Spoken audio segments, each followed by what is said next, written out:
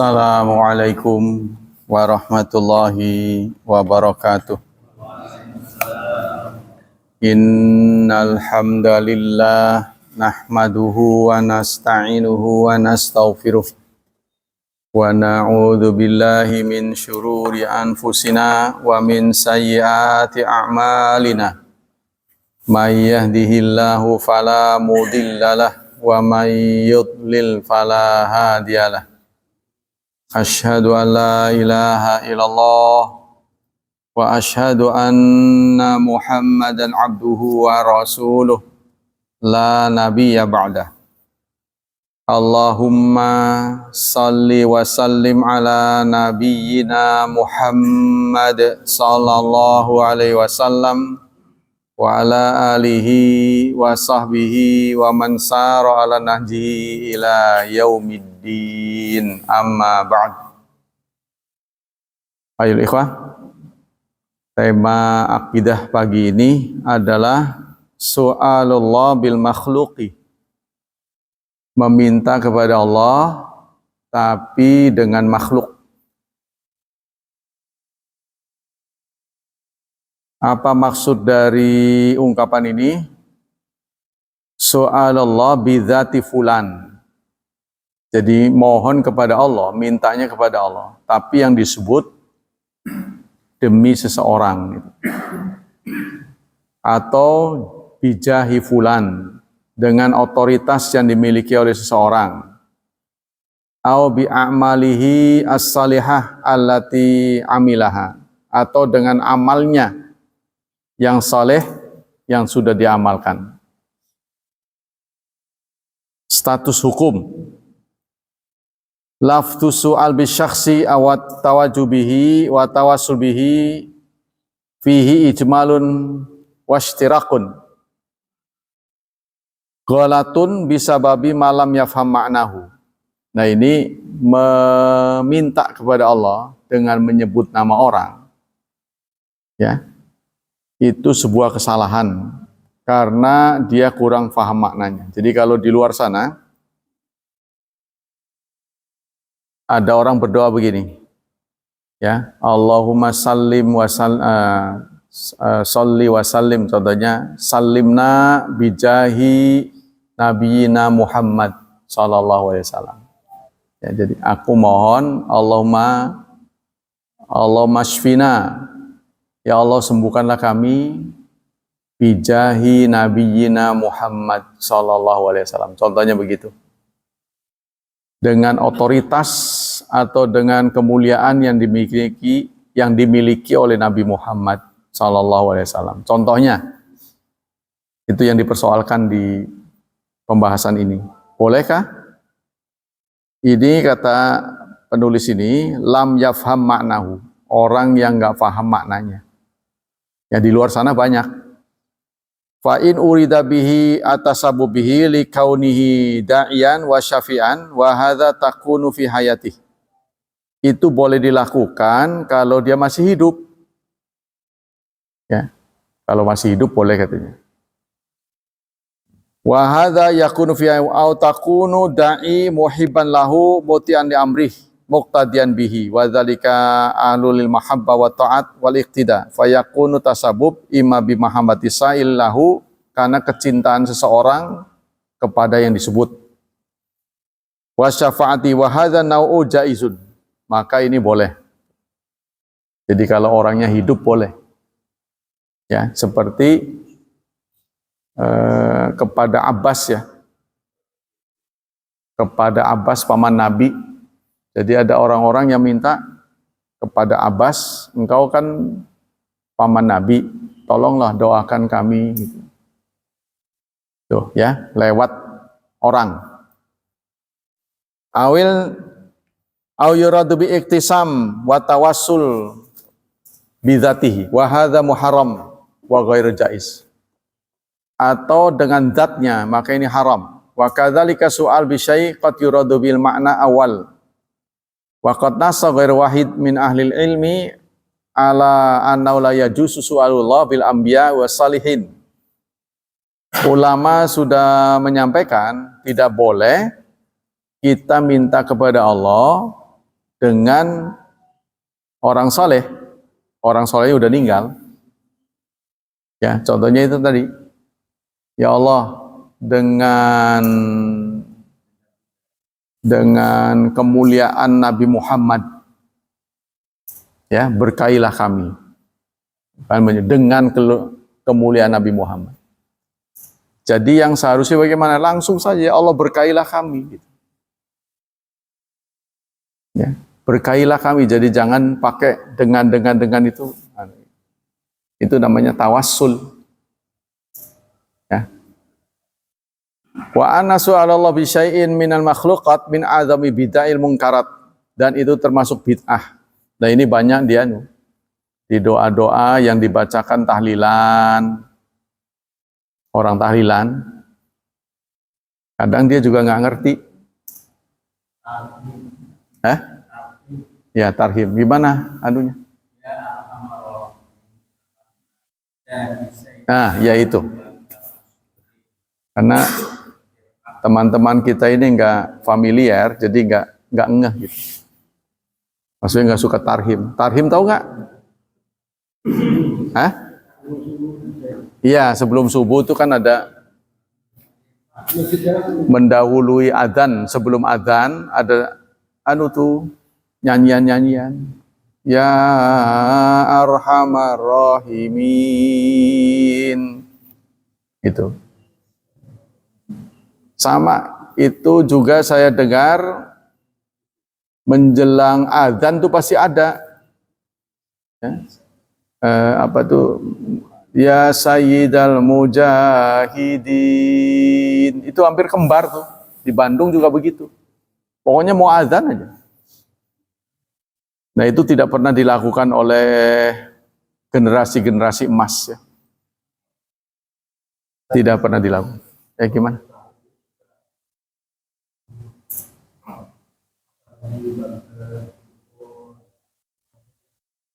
Ya itu sama, hukumnya sama, tawassul namanya. Itu menurut menurut akidah tidak boleh. Itu mendoakan Allah. Jadi anunya begini, falsafanya itu begini. Anda tahu Bismillahirrahmanirrahim, tahu kan? Huruf awalnya apa?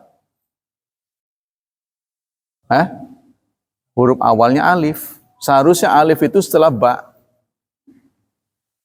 Seperti yang kita jumpai pada Bismi Rabbikal ladzi khalaq. Dilihat tuh di mushaf. Iqra bismi rabbikal ladzi khalaq. Nanti ketika menyebut bismi rabbikal ladzi khalaq, antara ba dan ismi atau ada alif. Tapi kenapa pada bismillah dibalik? Rahasianya Allah tidak ingin mengajarkan pada kita, tidak ingin ada jarak. Tidak boleh ada sesuatu antara kita dan Allah. Jadi kita minta langsung saja. Ya Allah, ya Ilahi. Boleh, yang boleh tuh begitu. Jadi tidak boleh memanggil nama kecuali Asmaul Husna. Ya kan? Di zaman Rasulullah awal-awal dakwah, ya Rahman, ya Rahim. Itu sempat dikritik oleh beberapa orang. Katanya nggak boleh nyebut nama lain. Kok selain Allah disebut itu mah Asmaul Husna? Kan ada ayatnya. Ya. Ayyaman tad'u falahul asmaul husna. Apapun kamu berdoa, silakan panggil nama Allah. Dia punya nama-nama yang indah, itu namanya Asmaul Husna. Boleh. Ya Rahman, Ya Rahim, Ya Ghani, disesuaikan dengan kondisi kita. Kalau kita sakit, Ya Syafi, Ya Syafi. Kalau kita pengen rezeki, Ya Razak, Ya Razak.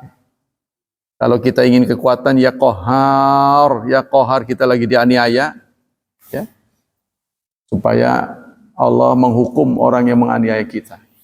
Disesuaikan panggilan-panggilan itu. Ya, di luar sana begitu. Ini saking nggak pahamnya katanya. Menurut beliau ini, menurut para ulama pengarang buku ini, saking nggak paham maknanya. Banyak orang yang nggak paham. Contohnya begini, syai'un lillahi fatihah itu. Nah, maknanya apa? segala sesuatu milik Allah. Fatihah itu apa hubungan sesuatu dengan Allah? Ya, arti syai'un lillah, segalanya milik Allah. Fatihah gitu. Maksudnya apa omongan ini dengan Fatihah itu kaitannya apa? Segala sesuatu milik Allah. Fatihah gitu. Jadi maksudnya dari segi grammar itu nggak cocok gitu. Maksudnya apa segala sesuatu milik Allah? Fatihah. Itu saya banyak jumpai pada jimat-jimat yang diberikan oleh dukun kepada pasien-pasien. Saya baca nggak ada kaitannya dengan yang diminta. Jadi ngawur itu. Gimana? Iya, justru itu. Kalau kita tanya maksudnya apa mengkonon-konon, pasti dia marah. Wislah sireman, wislah begitu. Kalau kita bahas dari sisi bahasa, kan salah satu yang menjadi perhatian dalam ajaran Islam kan bahasa, struktur bahasa itu harus tepat. Maksudnya Islam itu sangat konsen dalam masalah bahasa, kata-kata itu. Itu ada ketidakserasian. Ada lagi bijahi Sayyidina Muhammad, dengan otoritas yang dimiliki oleh Nabi Muhammad, tolong kabulkan doa kami. Jadi Allah disuruh melihat kedudukan. Seperti kita begini loh, dia mengkiaskannya seperti begini. Pak Syafi'i wali kota, contohnya. Saya ada keperluan. Pak, saya teman gubernur. Oh, kan Pak, aduh, mau tidak mau kan harus dikabul. Nah, dia menganggapnya Allah begitu. Saya ini masih dengan Nabi Muhammad, saya suka nyebut-nyebut, saya sholawatnya banyak. Nah, itu supaya dikabul tujuannya, mah. Tujuannya bagus, tapi caranya salah. Ya itulah dari sisi akidah, ya singkatnya cacat. Jadi sebenarnya kalau Anda mau orang baca Fatihah, Fatihah begitu aja. Fatihah. Kan Fatihah itu kan tersimpan, baca Fatihah gitu. Maksudnya begitu. Tapi syai'un lillah, segala milik Allah, Fatihah. Apa kaitannya segala milik Allah dengan Fatihah? Itu. Tapi itulah, kalau diomong ya marah. Nah, kita tahu aja, sekedar tahu aja. Ya, Anda mau ikut ya terserah Anda. Ini kita belajar di sini hanya mau mengetahui salah dan benar, hak dan batil. Ya, katanya gitu. Waqad nassara ghairu wahid min ahli ilmi ala anna la yajuz. Ya, ahli-ahli ilmu, ulama mencatat ini tidak boleh. Su'alallah bil anbiya was salihin, meminta kepada Allah dengan menyebut nama nabi. Ya, dengan contohnya dengan mukjizat yang dimiliki oleh Nabi Muhammad, dengan mukjizat yang diberikan kepada Nabi Ibrahim, dengan mukjizat yang diberikan kepada Musa. Itu ada dalam bahasa Arabnya. Dengan mukjizat yang kau berikan kepada Musa bisa menciptakan tongkat menjadi ular. Ada dalam bahasa Arabnya. Dengan mukjizat Nabi Isa yang bisa menghidupkan yang mati. Tolonglah. Saya punya hajat bla bla bla bla bla. Kayaknya ini ngarang mereka ini. Ngarang. Aqwalu ahli ilmi. Qala Syekhul Islam, qala Abu Hanifah, la yambaghi li ahad ayyad Allah bilabih. Kata Abu Hanifah, tidak seyogyanya seseorang berdoa kepada Allah kecuali kepada Allah, langsung ditujukan pada Allah atau dipanggil nama lain yang ada pada Asmaul Husna. Wa aqra'u ayakul as'aluka bima kidil izi. Nah ini kata Abu Hanifah, saya makruhkan orang yang berdoa begini. As'aluka bimakidil izi min arsyika. Aku memohon kepadamu dengan kemuliaan, dengan tempat-tempat mulia dari arsymu. Nah, itu menyebut yang lain. Sudah langsung kepada Allah saja. Au bihaqqi khalqika. Atau dengan hak yang dimiliki oleh makhlukmu. Qala Abu Yusuf bimakidil isi min arsyihi huwa Allah. Kata Abu Yusuf, tempat-tempat mulia dari arsy-Nya adalah Allah. Yang punya Allah memang. Ya. Fala akrahu hadza. Untuk Abu Yusuf, aku tidak memakruhkan ini. Tuh beda pendapat. Abu Yusuf murid Abu Hanifah. Wa akrahu bihaqqi fulan. Tapi aku memakruhkan kalau punya fulan. Contohnya begini loh. Saya as'aluka al-ghani, ya, saya minta kekayaan bi arsyika, demi arsmu. Ars ini kan hanya milik Allah. Itu oleh Abu Yusuf masih dibolehkan. Pokoknya menyebut nama yang hanya milik Allah saja. Ya. Contohnya bil Qur'anil azim, kan Quran Allah saja kan? Tapi kalau menyebut fulan, ya, as'aluka bijahi sultanil aulia Abdul Qadir Jailani. Saya mohon kepadamu dengan kesaktian yang dimiliki Abdul Qadir Jailani. Nah, ini musyrik dari sisi akidah. Tapi itu banyak dibaca orang. Wabil haqqi baiti wal masy'aril haram, dengan hak yang dimiliki oleh Baitullah dan Masy'aril Haram. Nah, Baitullah ini kan milik Allah. Ya, tidak ada yang berserikat kan? Itu ada yang memakruhkan saja. Qalu jami'an fal mas'alah bi khalqihi la tajuzu. Nah, yang tidak boleh adalah yang dimiliki oleh hambanya. Tapi kalau mutlak milik Allah boleh. Li'annahu la haqqa li makhluqin al khaliq.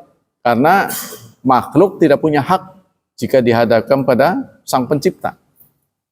Wala yajuzu ayas'ala bima laysa bimustahiqan. Tidak boleh kita meminta kepada orang yang tidak punya. Jadi kalau dihadapkan pada Allah, pemilik tunggal itu Allah. Semua yang dimiliki kita, ya, hanya sekedar titipan. Problematika berkaitan dengan meminta kepada makhluk. As-su'alu bimaq'idil isi min arsyir rahman ahwa su'alu bimakhluk aw bi khaliq. Kalau ada orang berdoa, aku memohon kepadamu dengan tempat-tempat suci. Dengan tempat, ngomongnya begitu. Apa itu termasuk doa kepada makhluk, kepada khaliq? Atau contohnya begini. Aku mohon kepadamu dengan kalammu. Kalam ini kan milik Allah kan? Dengan Quran lah contohnya. Aku mohon kepadamu demi mukjizat yang ada pada Quran. Contohnya gitu. Disebut itu. Kan Quran cuma milik Allah saja. Iya, bukan makhluk. Ini masuk kategori minta kepada Allah apa minta kepada makhluk. Nah, ini menjadi perdebatan. Ya sudah, supaya kita menghindari perdebatan sih udah nggak usah pakai sih sebenarnya, ya kan? Karena ini nggak pernah dicontohkan. Wahadzal athar batil la yasih. Kalimat-kalimat ini sebenarnya batil, tidak pernah diucapkan oleh pendahulu-pendahulu. Ya, jadi orang yang berkiblat kepada pendahulu-pendahulu, terutama di masa keemasan, ya diduga dan menjadi keyakinan kuat. Penyimpangannya itu sedikit. Ya ada penyimpangannya tapi sedikit. Disebut masa keemasan. Itu adalah zaman sahabat, tabi'in, dan tabi'ut tabi'in. Dihitung dari waktunya 3 abad pertama. Nah, masuk kategori 3 abad pertama ini imam yang 4. Jadi kalau ada dalil dari imam yang 4, insya Allah kita walaupun ada penyimpangan pasti, tapi nggak terlalu lebar. Kalau ada pendapat, sehingga banyak orang berpendapat, yaitu berkiblat kepada 4 mazhab. Masalah yang kedua, ta'lilun nahi ani su'al bil haq wal jahi huwa li'idati umur. Kenapa kita tidak boleh berdoa dengan menggunakan hak, kata hak dan otoritas, jah ya. Al-awal anau bid'atun dolalah fi ibadah. Karena itu masuk kategori dolalah, bid'ah dolalah. Jadi maksudnya nggak pernah dicontohkan. Jadi dalam urusan agama kalau tidak dicontohkan itu tidak boleh. Kita tidak boleh berkreasi, tertutup untuk akal gitu loh. Ya, kalau urusan dunia silahkan Anda berkreasi, bikin motor, mau menceng miring ke sono silahkan. Tapi kalau dalam urusan ritual, akal tidak boleh ikut campur, harus pas. Walaupun ngepas saja pasti menceng gitu, karena kita kan nggak hidup di zaman Nabi kan. Artinya yang punya standar kamu pas, kamu enggak itu kan Nabi. Sekarang Nabi sudah tiada. Pas enggak ini kita sholatnya nih, ngangkat tangannya begini, sujudnya begitu tuh pas belum? Ya ini sesuai dengan dalil. Mudah-mudahan pas. Tapi apa ya benar pas? Hanya Nabi yang bisa menjawab. Karena ada sahabat yang sholat di depan beliau, ulangi. Nah itu beliau punya standar. Kamu belum sholat. Ala wahiyya du'a li'anna hadha naw minat tawassul lam yu'had fil kitabi wa sunnah. Karena doa semacam ini termasuk kategori tawassul yang tidak dikenal dalam kitab dan sunnah. Caranya. Walam yaf'alhu ahadun minas sahabat wa tabi'in. Dan tidak pernah dikerjakan oleh seorang pun sahabat maupun tabi'in. Wala imam. Dan tidak pula imam min a'immatil ummah. Dari imam-imam umat. Nah, ini tidak pernah dikerjakan oleh 4 imam. Kedua, annahu zari'atun kabiratun li fathi babi syirki bimisra'aihi. Kalau kita melazimkan doa seperti itu, ini akan membuka pintu syirik. Ya, pintu syirik. Kenapa kita nggak langsung saja kepada Allah? As'alukallah, as'aluka, ya Allah, aku mohon kepadamu bla bla bla bla. Kenapa harus menyebut sesuatu? Wa yajibu sadduha himayatan lihimat tauhid. Maka kita wajib menutup ya kemungkinan salah. Ya Anda kalau nggak ngerti bahasa Arab sih nggak terlalu nggak terlalu ngerti ya artinya. Langsung ngapal, dibaca aja, ya kan? Pokoknya semacam mantra lah, ngerti nggak ngerti itu bacaan. Ya banyak praktek begitu di luar sana. Yang ketiga, annau da'i idza qala as'aluka bihaqqi fulan lam yas'alallah bittiba'i lidzalika syakhs wa mahabbati wa ta'ati bal bi nafsi zatihi wa ma ja'alahu la rabbu minal karama fa huwa lam yas'alu bisababi yujiul matrub bi khilafi tawassul. Kalau ada orang berdoa as'aluka bihaqqi fulan, aku mohon kepadamu dengan hak fulan, berarti lam yas'alallah, belum minta kepada Allah, karena dikaitkan dengan sesuatu. Jadi pertimbangan Allah mengabulkan doa itu diserahkan pada dirinya. Ya, jadi dia mengajak Allah untuk mempertimbangkan mengabulkan doa dengan alasan dia. Seharusnya kita tawaduk pada Allah, kita serahkan pada Allah. Jangan kita memilih dengan hak ini, dengan kesaktian ini. Kan Allah lebih tahu. Ya. Kalau yang di luar sana, bijahi Sultanil Aulia, Abdul Qadir Jailani. Kalau di luar sana. Ya Allah, mudahkanlah kami, berkailah kami dengan otoritas yang kau berikan kepada Abdul Qadir Jailani. Gitu, di sana. Tapi dari sisi penyebutan nama, ya kan, mereka ini menyebutkan nama orang-orang yang diagungkan. Saya jarang dengar Abu Bakar Siddiq, pokoknya pejuang-pejuang lah. Khalid bin Walid itu jarang. Anehnya arahnya ke situ aja. Nah ini satu bukti bahwa kalau dilihat dari sejarah, bodoh. Gitu loh. Jadi jarang menyebut pelaku sejarah. Ketika maulid perempuan, mereka maulid Fatimah. Apakah Fatimah merupakan perempuan terbaik? Ya kalau harus milih adalah Khadijah. Tapi kenapa jatuhnya ke Fatimah? Karena dia istri Ali.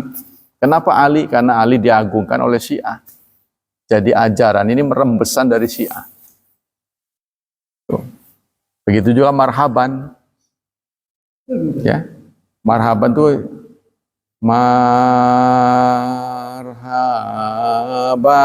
Nanti Jaddal Husaini, kakek Husain. Kenapa disebut Husainnya? Kenapa bukan Rasulullah yang dipanggil tuh? Wahai Rasulullah, kan itu memanggil Rasulullah datang. Ya, jadi marhaban, welcome to you. Ya Rasulullah, tapi dipanggil kakek Husain. Kenapa harus menyebut kakek Husain? Iya, bukan Hasan. Ya maksudnya Hasan tak Husain tak gitu. Maksudnya enggak Rasulullah gitu loh. Marhaban ya Rasulullah. Itu kan? Tapi kenapa disebut itu? Karena itu keluarga-keluarga yang diagungkan oleh Syiah. Jadi diduga kuat ini adalah ajaran rembesan dari Syiah. Kalau menyebut nama-nama keluarga mereka. Karena disebut dengan Sahibul Bait, keluarga Rasulullah. Sementara Rasulullah menanamkan ya seperti yang diminta oleh Nabi Ibrahim. Inni ja'iluka linnasi imama. Lalu Nabi Ibrahim menjawab, wahai Ibrahim, karena kamu sudah lulus, ya, fa'atammahunna, sudah lulus, Allah menyatakan, inni ja'iluka linnasi imama. Sekarang aku jadikan kau menjadi pemimpin. Nabi Ibrahim menyambut dengan, apa itu? Wa min dzurriyyati. Tolong anak-anakku. Kan dia menginginkan keturunan kan? Bukan prestasi, tapi keturunan. Lalu Allah menjawab, la yanalu ahdiz zalimin. Perjanjian ini tidak berlaku untuk yang zalim. Ya nggak apa-apa, anakmu nggak apa-apa, asal dia berhak. Jadi Allah juga tidak menafikan, menegasikan anak Ibrahim untuk menjadi pemimpin. Yang dinegasikan oleh Allah adalah kalau dia zalim, biarpun itu anakmu tidak berhak. Jadi Allah tidak melanggengkan dinasti gitu. Tapi Syiah itu kan menghendaki begitu, dinasti kan sebenarnya. Pokoknya salah benar nomor 2, yang penting keturunan dia. Itu loh. Nah orang Indonesia menurut saya ikut-ikutan mendukung Syiah. Udah jelas Anda bukan keturunannya, udah nggak bakal masuk sampai kapanpun. Itu kan? Kan harus keturunan dia, harus Arab. Yang mendukung kita gitu, sampai kapanpun kamu tidak akan masuk kriteria itu, ngapain mendukung? Karena tidak paham. Tapi mereka sedemikian rupa, saudara, kalau dari sisi politik, Anda dengarkan Habib-Habib tuh, ya kan? Habib-Habib kan mulai dipersoalkan. Ini kaitannya dengan politik, saudara. Kalau dari sisi intel ya, karena saya dapat bocoran, apa-apa yang berhubungan dengan luar negeri, kita tutup. Jadi Indonesia, pemerintah Indonesia ingin, biarlah Indonesia yang mengatur orang Indonesia. Jangan ada orang luar ikut.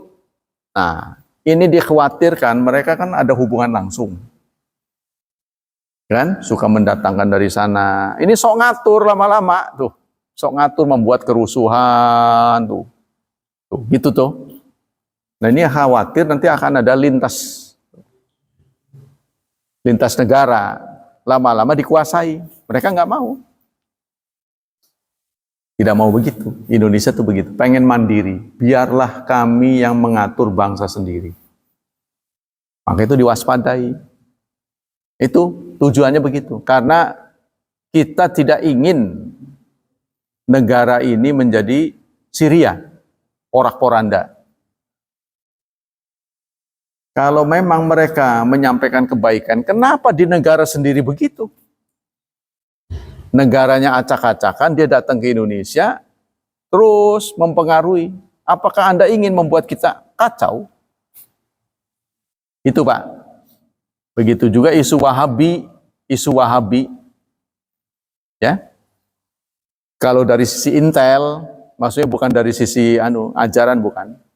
Ya, kalau kita sih ajarannya yang ngepas dengan Nabi itu yang terbaik, itu kan? Pengennya begitu kan? Tapi kalau dari sisi politik, kita tidak ingin diatur oleh bangsa lain. Itu tujuannya. Sebab sudah menjadi kenyataan berdasarkan survei dan selidik, pelaku-pelaku kekerasan adalah yang kiblatnya ke sana.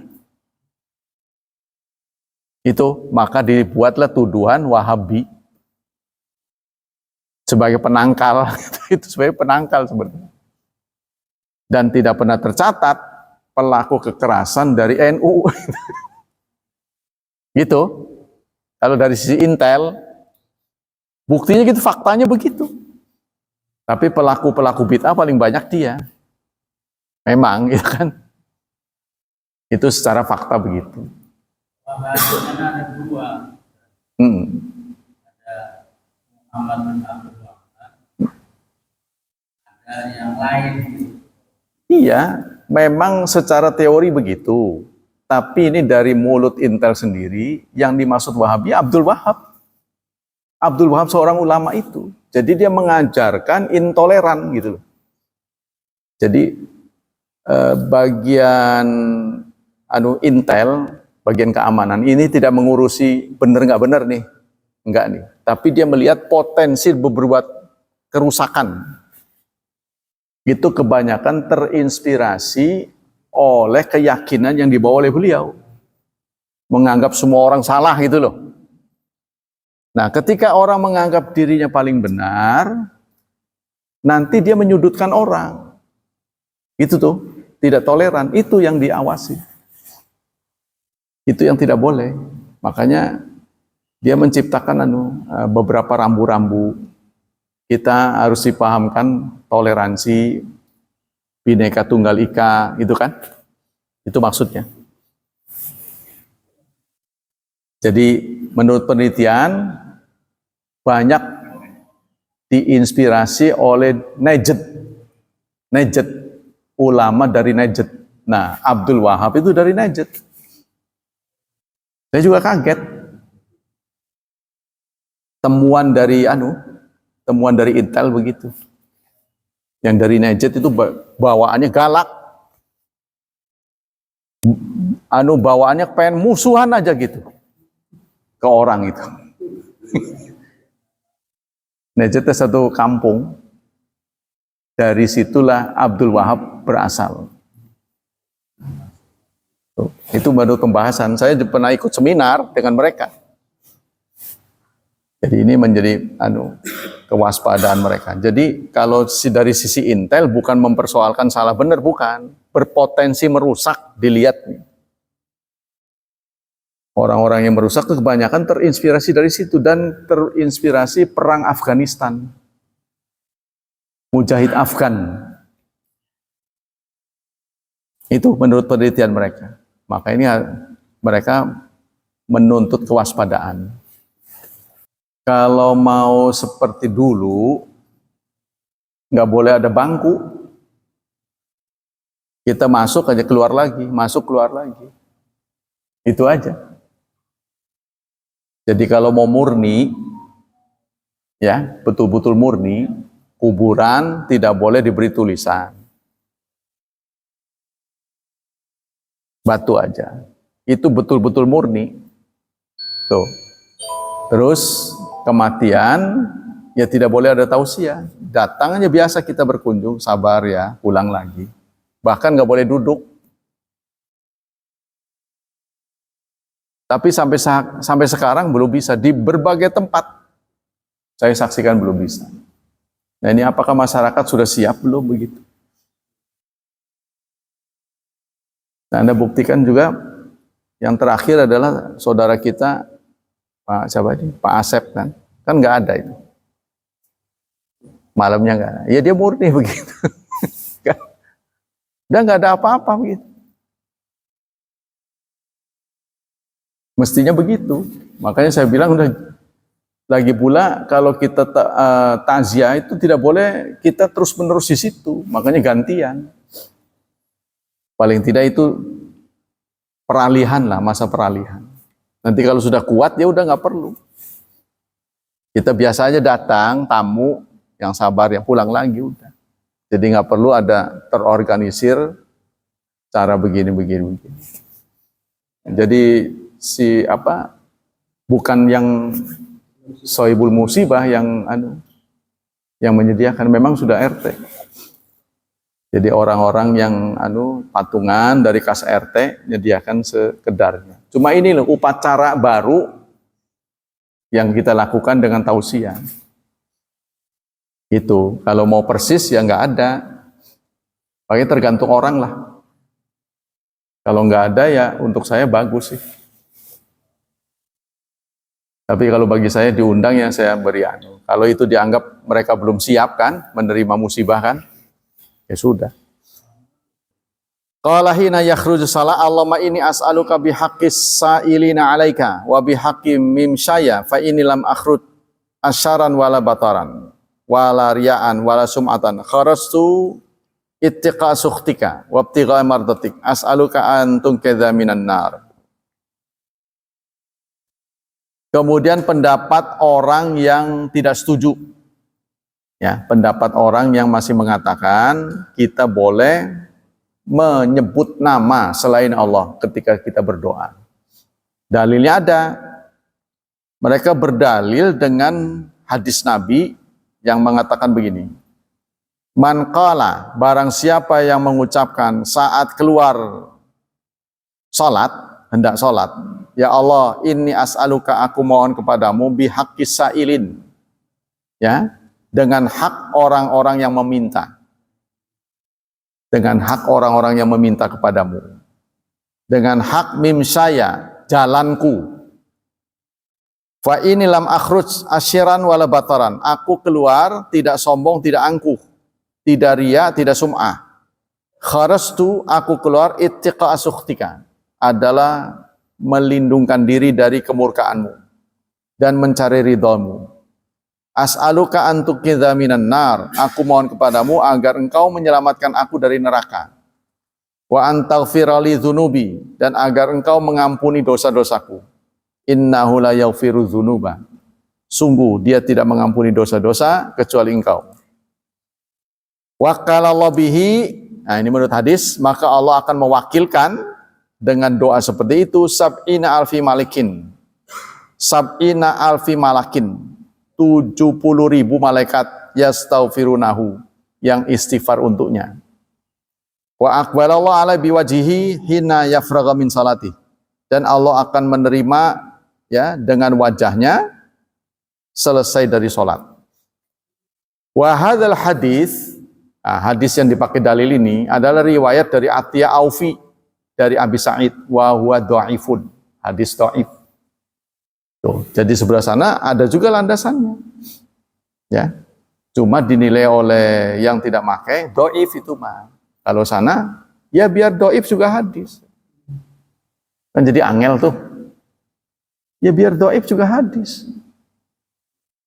Tuh, karena dhaif tidaknya hadis bukan dari sisi nabinya, tapi pewartanya. Ya bukan dinilai dari omongannya, bukan dari redaksinya, tapi dari pewartanya ini diragukan, maka turun martabat menjadi lemah. Nah, makanya dhaif juga hadis.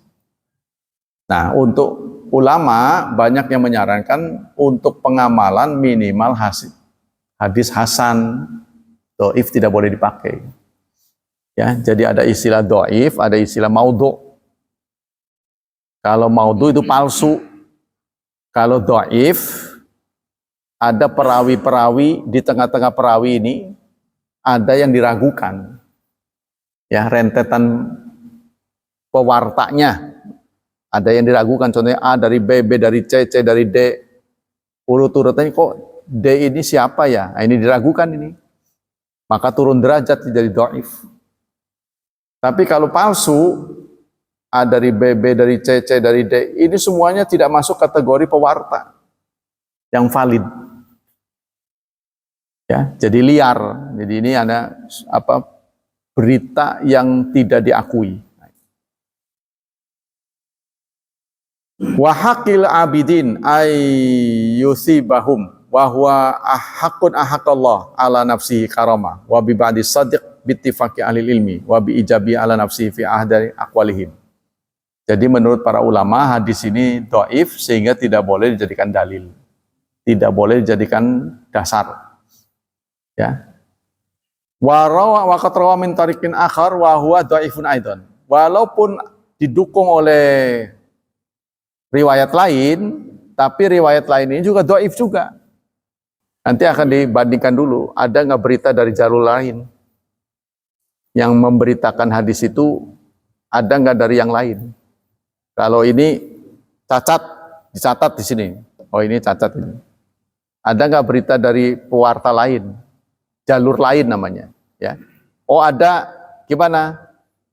Wah ini siko semua. Nah, berarti ini dia tidak dianggap naik ke derajat. Iya, didukung oleh jadi suatu berita.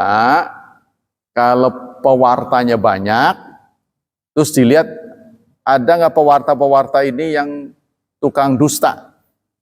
Ada nggak? Hidup kesehariannya? Iya.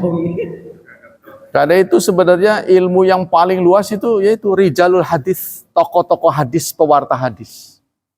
Dari mana dia bisa mendapat hadis ini? Dicatat itu dengan baik. Ya, jadi tradisi ilmu seperti ini diakui, bahkan lebih valid daripada Injil. Injil kan diakui sebagai kitab suci, kan? Tapi kalau diukur dari periwayatan hadis saja, dia nggak menang. Apalagi Quran gitu. Ditandingin dengan hadis saja nggak menang. Sebab dia berkata, kamu tahu dia berkata dari siapa? Dia nggak punya nggak punya sanad. Iya. Kalau kita semua yang qala Rasulullah SAW ada dari A, dari B, dari C, dari terus nyambung. Itu yang warisan dari ulama yang sangat luar biasa. Dan kalau kita teliti lebih luas lagi, kita bisa menggunakan peta itu. Kita kan selama ini nggak pakai peta ya. Jadi si A bertemu dengan B. Ini kadang-kadang jarak dia ini kan ini menyinggung, kebanyakan kan menyinggung waktu, tapi nggak menyinggung tempat. Si A rumahnya di sini, kok dia bisa ketemu ke sini gitu. Jauh banget itu. Nah, gimana ceritanya? Panjang lagi itu. Dia mampir ke sini, dia berguru ke sini. Nah, contohnya Imam Syafi'i lahir di Gaza. Pertama kali dia mempublikasikan fatwanya di Irak. Lahirlah Qaul Qadim namanya. Fatwa pertama. Setelah itu dia difitnah ya di zaman Abdul Aziz. Sultannya Abdul Aziz. Konon itu cucu atau buyutnya Umar bin Khattab. Jadi namanya nanti ada Umar lagi, tapi Umar bin Abdul Aziz. Ya, kata orang sih khalifah kelima. Khalifah kelima karena beliau sangat adil. Nah itu di saat kerajaan diperintah oleh dia, hiduplah Imam Syafi'i. Imam Syafi'i difitnah. Sehingga dia diborgol. Itu yang katanya oleh banyak ahli, kenapa di syahadat pertama beliau banyak orang tidak membaca wa ali Muhammad. Allahumma sholli ala Muhammad langsung berdiri kan di syahadat awal. Banyak orang pakai begitu. Kenapa tidak wa ala ali, padahal redaksi sholawat nggak ada wa ala ali gitu. Setelah Nabi Muhammad pasti wa ala ali Muhammad, nggak ada yang terpisah. Tapi kenapa itu terpisah, dibaca terpisah? Kalau Anda tanya di masjid-masjid itu jamaahnya pasti bacanya nggak pakai wa ala ali. Kenapa? Karena itu siasat dari Imam Syafi'i untuk meyakinkan bahwa saya itu bukan keluarga Nabi, karena waktu itu keluarga Nabi itu dikejar-kejar, dijadikan target, dihabisi. Nah itu dia berkilah, beralibi. Saya sendiri tidak berpendapat begitu, padahal beliau keturunan. Jadi ada ada nasabnya kepada Nabi Muhammad, Imam Syafi'i. Jadi imam 4 ini yang nasabnya sampai ke Nabi Muhammad itu Imam Syafi'i. Nah, dari Gaza dia ke Irak. Nah, kata Imam Syafi'i saat di sidang, saya mendengar Anda punya niat untuk menggulingkan pemerintahan, kudeta. Apa benar? Sebelum Imam Syafi'i menjawab, apakah Anda ingin jawaban jujur atau jawaban terpaksa? Ya, saya ingin sejujur-jujurnya. Kalau jujur, saya tidak mungkin bicara dengan benar kalau diborgol, dilepas borgolnya. Lalu Imam Syafi'i menyampaikan seluruh pandangan ajaran Islam menurut beliau. Pandangan begini. Alih-alih ditangkap, sang khalifah nangis. Berarti selama ini saya telah salah. Karena itu mulai saat ini, Anda saya angkat menjadi penasihat sultan. Dia menolak, jangan. Terus gimana balas jasa saya? Saya sudah berbuat salah ini. Udah kalau gitu, kemanapun Anda ngajar, saya beri pengawalan. Jangan. Dia juga menolak. Gak mau, jangan. Nanti dikiranya pendapat saya pendapat raja. Jangan, biarkan saya berfatwa apa adanya. Cuma satu, saya minta syarat, jangan dilarang kemanapun saya pergi. Nah, sehingga dia pergi, ada undangan dari orang Mesir dengar, dipanggil ke sana. Nah begitu tiba di Mesir, pembelajar, maksudnya orang yang haus ilmu, banyak sekali. Saking banyaknya, beliau dipaku. Maksudnya, yang belajar banyak, kan kalau orang mah gurunya yang pindah. Kalau biasa orang ngajar kan, saya nanti ngajar di sana, saya yang pindahkan. Kalau ini murid yang pindah. Datang guru. Iya, nanti kita berakhir sesi jam 6. Contohnya jam 6 berakhir kita. Nanti setelah jam 6 datang lagi kelompok baru. Terus saja begitu. Sampai akhirnya beliau nggak sempat kemana-mana, akhirnya wafat di situ. Di usia 54 tahun. Itulah Imam Syafi'i. Jadi saking peminatnya banyak, sampai beliau nggak berkutik. Mau pulang lagi udah nggak bisa. Wih jangan gitu ya, keberatan. Itu asal muasalnya. Ya, lahirlah Qaul Jadid. Setelah beliau di Mesir punya pandangan yang berbeda, nggak semuanya berbeda. Ada perbaikan-perbaikan dari pendapat lama. Maka yang lama disebut Qaul Qadim, pendapat baru Qaul Jadid. Jadi maksudnya pada diri satu orang saja pendapat bisa berubah. Ya tentu saja, kita dari bodoh jadi kurang bodoh. Pinter, tambah pinter. Ya tentu pendapat lama kita upgrade lah, itu wajar. Ya, itulah. Ya, tidak stagnan. Itulah akidah hari ini. Kita sambung dengan kitab yang lain. Bismillahirrahmanirrahim. Bab tentang wadah. Tentang wadah.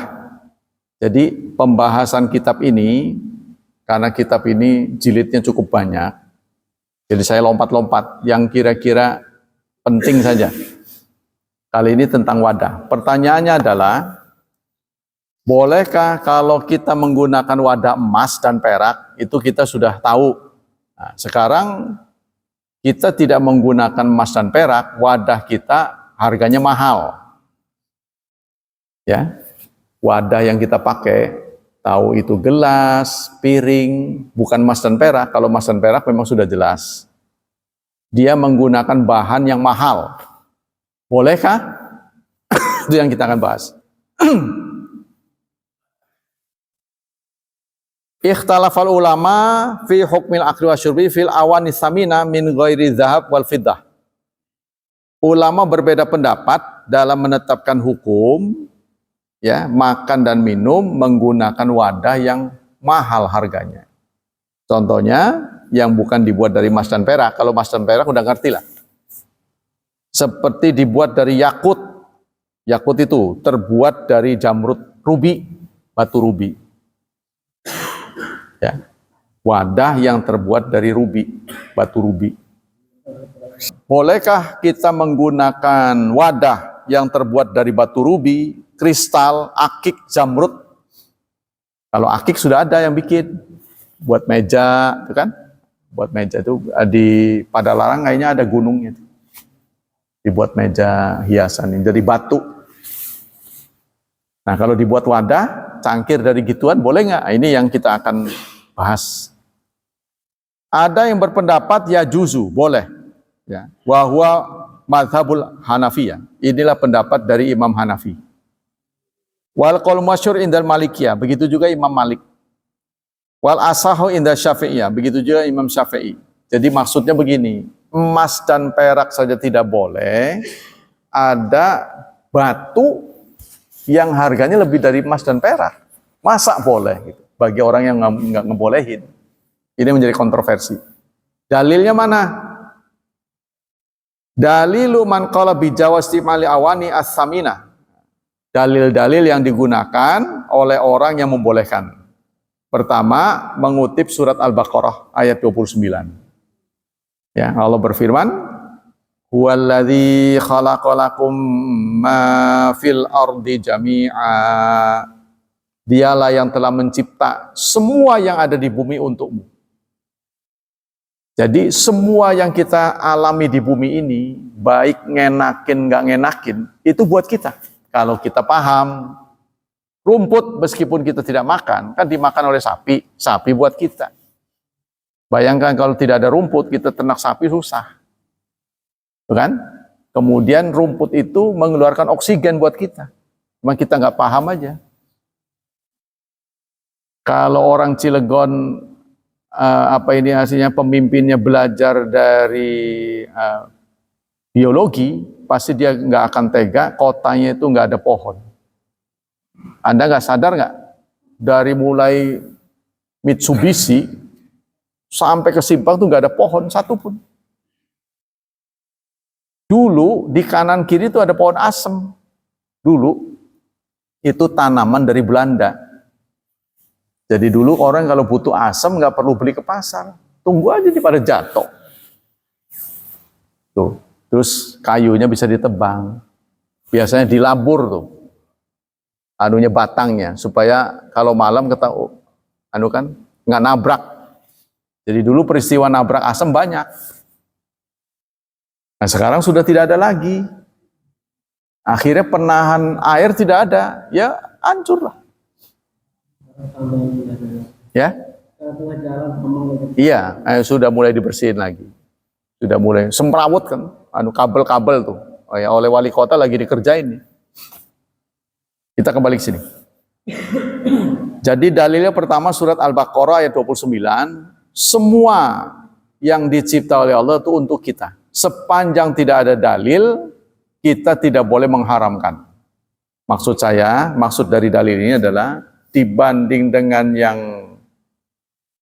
yang haram, ya, yang halal itu jauh lebih banyak. Ya, jadi yang nggak boleh itu sedikit, sebab agama itu sebenarnya memasung kemerdekaan. Kemerdekaan kita itu berkurang karena agama. Benar nggak? Makan, kita menjalankan agama kan, babi nggak boleh. Nyolong nggak boleh, hasil nyolong nggak boleh kan? Terus ada lagi apa itu namanya? Menipu tidak boleh.